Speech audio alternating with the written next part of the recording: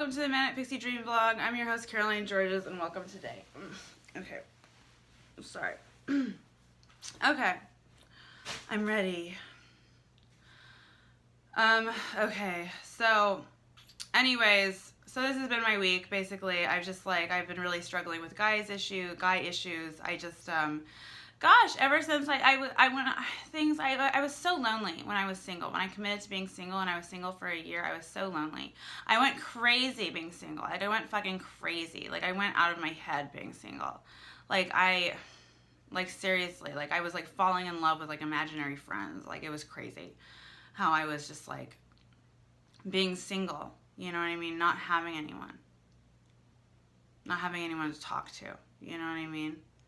But now I'm on the other end of things where it's I have all these guys, swarming around me, swarms of guys. They're like bees. It's just they're just constantly just vroom, vroom, vroom, vroom all over me.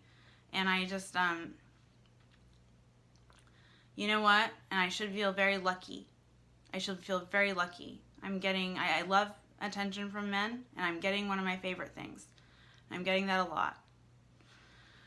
And, I've kind of come to the conclusion I need to stop dating comics. I think that's really, I've talked to a lot of other female comics who don't date other male comics and stuff, and just from their experiences dating comics and that sort of thing. Because the thing is, most female comics don't get into comedy, realizing that it's probably not a good idea not to date comics, you know what I mean? And so they learn by actually dating comics and stuff like that. So there are female comics who get into the comedy scene and immediately know, don't date, don't shit where you eat, you know what I mean? But there are some female comics that start dating comics, have bad experiences, and then don't date comics anymore. And I haven't really had a bad experience dating a comic, to be honest. I have. I went on 2 dates with that guy who did that, who used me as material for his podcast, which was really nasty and mean, and it's a long story. But anyways, besides him, the comics that I've dated have all been really nice. I dated, can't say his name, but I dated this comic for about a year, and it was an open relationship. He never fully committed to me. Sorry, did I have lipstick on? Oh. He never fully committed to me. I'm going to take this off. He never fully committed to me. He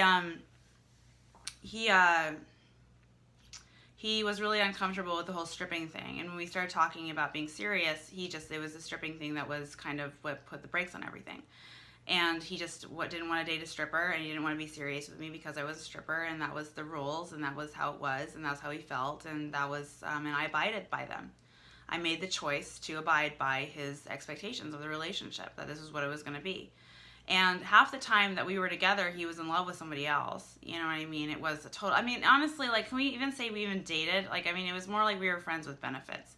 And he was my mentor. He was my first mentor. Technically, he was my mentor. He was my first comedy mentor. That was who he was. He mentored me in comedy. I don't know, the person who taught me set up punchline, premise, set up punchline, it's somebody that I had sex with and stuff on a regular basis, and we made love to each other, and we had an amazing sex life together, and we were really good friends and stuff. And so maybe that's not something to sneeze at, Maybe it was a valuable relationship, and it was valuable to me. But to him, if sex wasn't an option, if sex wasn't on the table, he didn't want to be just my friend. And when I ended things with him, and when sex was off the table, that was kind of the end of our friendship. And we've only talked on the phones maybe a handful of times since we've broken up. And, but we're still good friends, and I'd always be very happy to see him. But, I don't know.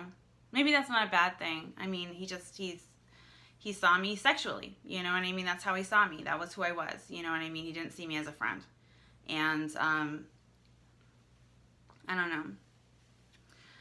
still, like, I'm not the kind of woman that's like all offended when guys stare. If guys are staring at my breasts, like, I'm not gonna get I'm not gonna get all up in arms. You know what I mean? If I'm wearing a sweatshirt and they're staring at my breasts, I might be a little bothered. You know what I mean? But if I'm wearing something like this and guys are staring at my breasts, well, I'm wearing a shiny pink top. You know what I mean? That accentuates my breasts, you know, in a way that makes them nice to look at. You know what I mean? So if guys are staring at me because I'm wearing this top, you know what I mean? I don't really say anything or do anything or act different, you know, because I'm wearing this top, you know. And sometimes men have made me uncomfortable and made me regret wearing revealing things. And I feel like when I wear revealing things, it's like, hey, I'm showing you my body. You're welcome to look. Please don't stare. You know what I mean? It's just kind of like, hey, I like my body and I want to show it to you. You know what I mean? I want you to see it in my nice pink top. You know what I mean? Like, I want you to see it, you know? But I don't want to be bothered. You know, I don't want you to be treat me badly, or I don't want you to stare at me. You know what I mean? That's just how I feel about it. But anyways, yeah, I'm just kind of having issues with guys. I'm kind of like I'm lovers with someone right now. Like, I have a lover, and we basically we have this routine where we go out, we go party, we go dancing, we go to like somebody's house for like a house party or something like that. And we just, or, you know, and then we drink, we do drugs, and we have sex. And he expects me to pay for half. He doesn't pick up the check. He doesn't have money. He's a waiter.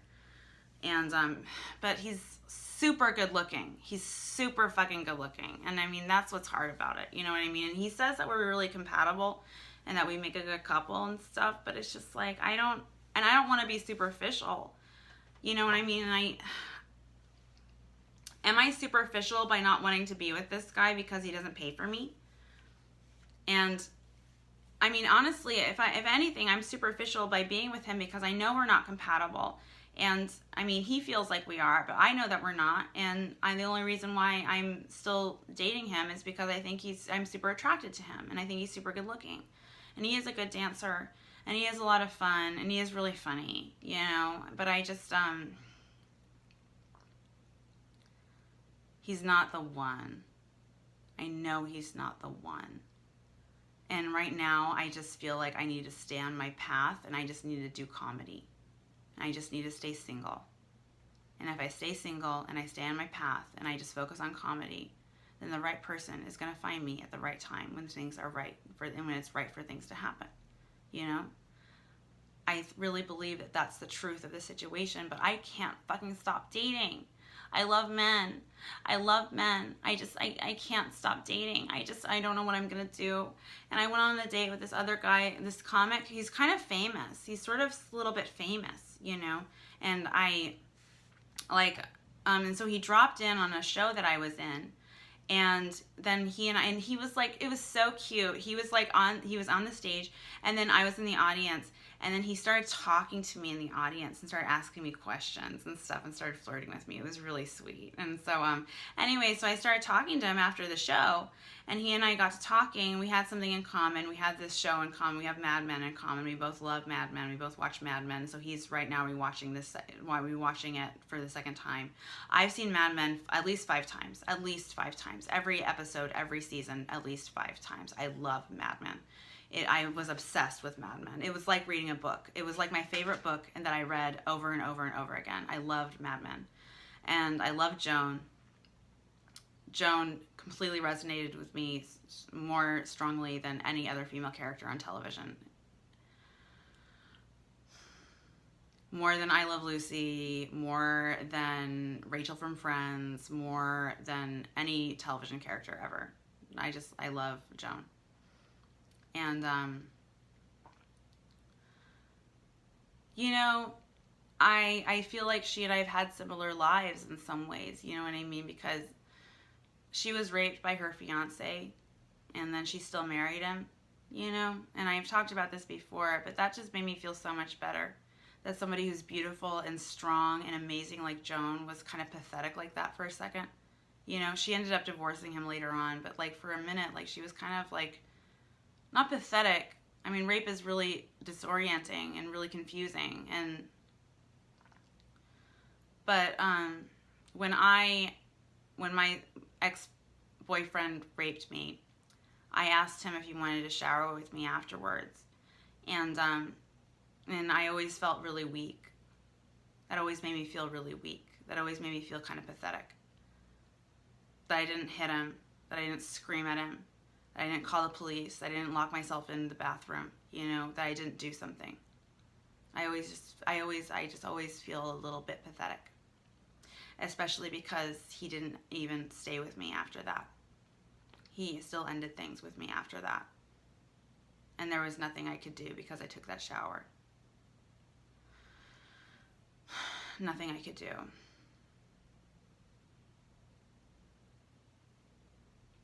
But I love Joan because she wanted to marry for love. She got proposed to in the last season by Bob Benson, who I love Bob. Bob was a kind of a misunderstood character, I felt like. He was sort of like Dawn. I mean, if you watch Mad Men, you'll get what I'm talking about. I'm sorry if you don't, but if you don't watch Mad Men, this is your punishment for not watching Mad Men. You're going to hear me talk about Mad Men and how wonderful it is without knowing what's going on. Because Mad Men is a fantastic show and everyone must watch it. Anyways, but Bob Benson, who's gay, who's a closeted gay man, he kind of managed to get a powerful position for himself as a politician. He needed a wife, so he asked Joan, his best friend, to marry him, and they were going to have this amazing life together, and she was going to be the wife of a politician. She was going to get a life every girl has ever dreamed of. She was offered that life by Bob Benson, and she turned him down. She told him no because she didn't love him. I almost got married once. I almost said yes to someone once. I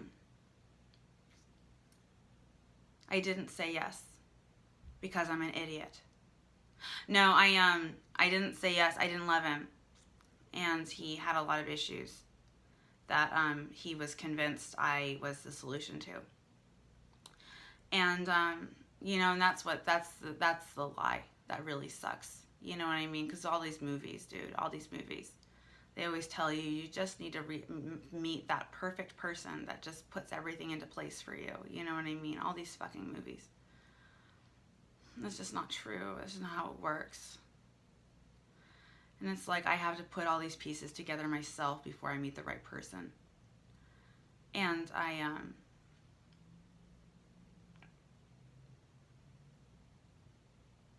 and it seems like every guy that I meet that I think is really special and I think is really great and I think is really wonderful and I think is really fantastic and I think is perfect in every way tends to leave me worse off than I was before. And yeah, my ex-boyfriend was like that.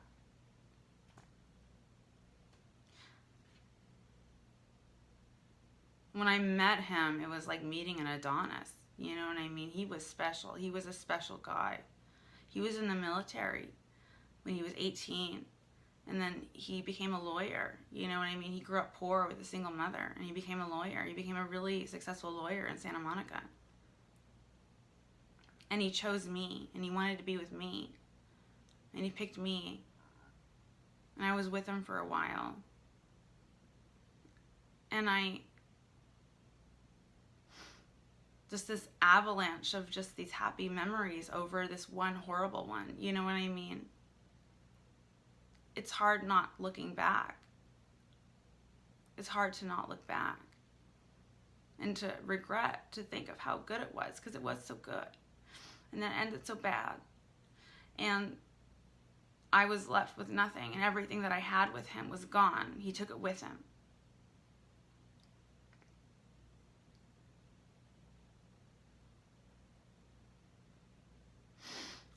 And, but I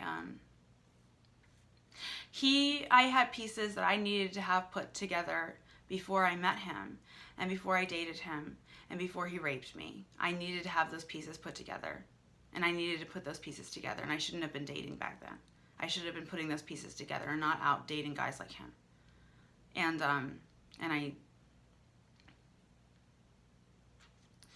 anyways, but I need to put these pieces together.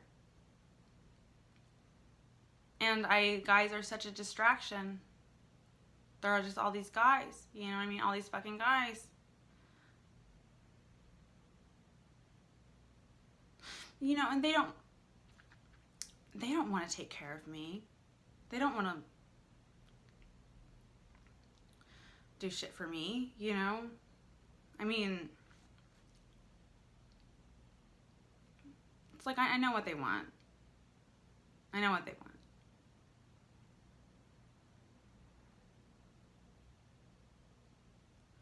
They want one really good night, one really fun night with me,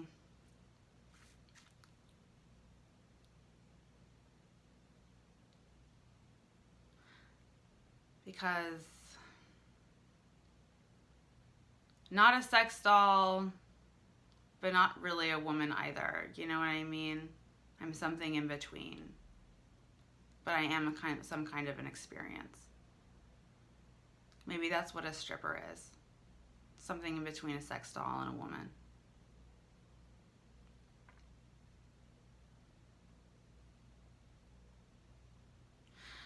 I once went out on a date with a guy, and if you've ever seen, you know, Groundhog Day, where Bill Murray's character, he's on all of these dates with this woman he likes.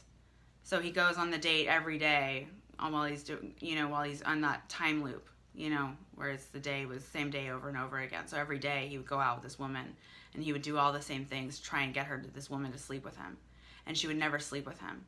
And I felt like I was on, and then like as he gets more frustrated and as he tries too hard and that sort of thing, he gets more frantic and that sort of thing going on these dates, and it's very funny. But I've been on dates like that. I've been on dates like that where guys are just pulling out the moves. You know what I mean? They know they have like this bag of tricks that they use on you, that they've used on like 25,000 women before you. You know, where it's like they're just like, oh, let's light candles. Let's turn on this movie. Let's turn on this music, or let's, you know, go to this restaurant, or let's, you know, go to this bar and that sort of thing. Let's talk about this subject. That's, you know, and it's like, you've been here before, haven't you? This isn't a new discovery. I'm not a new discovery to you. You're just trying to get laid. You're not trying to get to know me.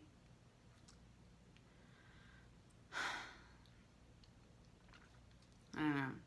Those Groundhog Day dates. I should. But, I don't know. I went on a date with this somewhat famous comedian, though, and he was kind of an asshole. Like, he was kind of, not, I mean, here's the thing. This is why I shouldn't date comedians, because this guy was kind of an asshole, and I kind of wanted to fuck with him, and guess what I can't do? I can't fuck with him. I started to fuck with him, and now it's like, I was on my phone, like, fucking with him, sending him this, like, anyways, but I was, and then I, like, stopped, and I literally, like, dropped my phone. I was like, oh my God, what am I doing? This guy books shows at the Comedy Store. Like, what the fuck am I doing? Like, I can't fuck with this guy. Like, I have to be nice to this guy. Even though I think he's kind of an asshole, and, like, you know what, I'm sorry, but, like, maybe, like, a hot girl fucking with him a little bit, you know what I mean, might, you know, kind of put him in his place a little bit, you know what I mean? And I don't know. You know what, I'm not going to do anything. But just, like, you know what I mean? Like, it just, maybe him being teased and fucked with a little bit could possibly help him a little bit. I don't know. But that's just my reasoning. And it's just fun, you know? And it just kind of makes you feel good in a weird way, you know? Just, Okay, so anyway, this is what he was doing. He was just like, okay, like becoming even becoming a somewhat famous comedian. A somewhat famous comedian is extremely hard. Okay, I get it. Extremely hard. I can only pray I reach that level of success. I can only pray, you know? But, and work hard, obviously, but like, still, you know, anyways, because he's done a little bit of television, because he has famous friends, because, you know, he's been in a commercial, because he's a regular at the Comedy Store, and because, you know, he's like, I knew since I was a little boy I was destined to become a comedian. It was my destiny all along. And it was just like, you know, he was just like talking like that, and he was like, my best friend is a famous person, you know, and like, you know, that kind of thing. Like, it's just like, oh, let me tell you about my other famous friend, you know, and it was just like, okay, dude, come on, like, can we just be people, you know what I mean? And, anyways, so I was sending him, like, weird gifts earlier, you know, in response to his texts and stuff, and just, you know, and then I realized, like, oh my God, this guy could go around to every comic at the Comedy Store and be like, oh, you see that girl? She's really weird. She was sending me these weird gifts. You know what I mean? And it's like, fuck, I can't be weird. I can't, you know, like, I have to be, like, I have to, no matter who it is, I have to be totally normal and completely respectful of every person, every comedian. You know what I mean? No matter who they are. And because you never know. Someone who's beneath you could rise up above you, and you need to be nice to that person. Somebody who's above you, who's not nice, like, you still have to be nice to them because they might always be above you. You know what I mean? It's just like, it's hard. Like, it's politics. It's politics in a way, and then it's also like kind of an Alfred Hitchcock movie in a way. Like, that's one way of thinking about it. It's like an Alfred Hitchcock movie. You know what I mean? You have to be very like, okay, like, how do we deal with this kind of behavior? I don't know. But, yeah, anyways, so I have to be nice to comics. I have to be nice to all comics, even if they're jerks, even if they're assholes. And, yeah, so this guy, I don't know. Like, here's the thing. Like, I actually, when he found out I was friends with Josh Potter, he told me not to say anything to Josh Potter about us going out on a date. And so I immediately got drinks with Josh Potter, and I was like, hey, Josh Potter, what do you think about this comic? And he was like, oh, that guy, he's kind of a womanizer. He sleeps with a lot of the younger comics and stuff, and you probably want to stay away from him. And so it's like, thank God. Like, so it's like, you know, I can make friends who know people and stuff, and so I don't have to have bad experiences. You know, if I'm going on a date with somebody, I can go up to people and be like, do you know this person? What do you think about this person? Like, you know, and so that way I don't have to get mixed up with them and stuff. But, anyways, yeah, but, like, I have allies. I have friends. Like, you know, something was really fishy about this guy, about this comic, and so I was able to go to Josh Potter, you know what I mean, and ask him. And he told me what to do, you know? Anyways. But with comedy, I'm doing a joke about how I got fired. It's very honest. And here's the thing. With this joke that I'm doing, the message of the joke is, you know what? In my opinion, it's not a crime to deal drugs or to sell drugs or to do drugs. It's not a crime. And the government is entitled to its opinion. It is. The government's entitled to its opinion that drugs are a crime. And I respect that. But I don't think that it is. So I'm going to do what I'm going to do. You know what I mean? Because I don't think it's a crime. And if it was a crime, I wouldn't do it. You know, I don't commit crimes. I'm not a criminal.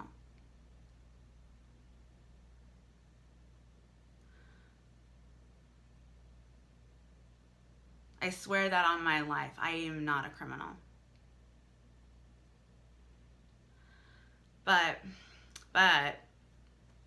I yeah, and that's my new joke. That's going to be what my new joke's going to be about. And I've been working on it. I've been working really hard on it. And I think that that's what I want to do at the Comedy Store when I perform on the 3rd.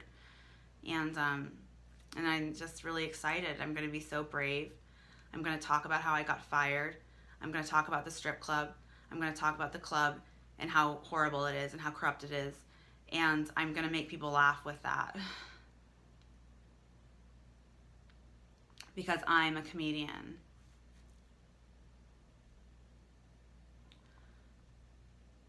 But I'll always feel like a stripper. I'll never not feel like a stripper. I'll always be a stripper. I'll always feel like a fucking stripper. Anyways, well, that's my vlog for today. Like and subscribe and share. Sorry it was a little long. Just kind of felt like talking. Anyways, like and subscribe and share. Have a lovely day. Bye.